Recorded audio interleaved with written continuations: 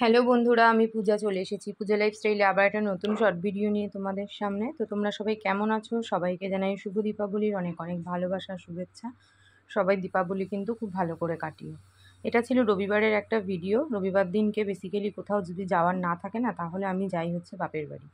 2-3 ঘন্টা মার বাড়ি যাই, একটু গল্পগুজব করে বাড়ি চলে আসি। তো সেদিনটাও সেরকমই ছিল, আমার শরীরটা ঠিক একটা ভালো ছিল না বলে সেদিন আর কোথাও বেরোনো হয়নি। তো গেছিলাম মার বাড়ি। মার বাড়ি দিয়ে ফেরার পথে গণেশ বলছে, চলো আমাদের এখানে নিমতা জোনাকি ঠাকুরটা তাহলে দেখেই আসি। আমাদের এখানে নিমতা জোনাকিতে কিন্তু বেশ ভালো পুজো হয় আজ কয়েক বছর ধরে।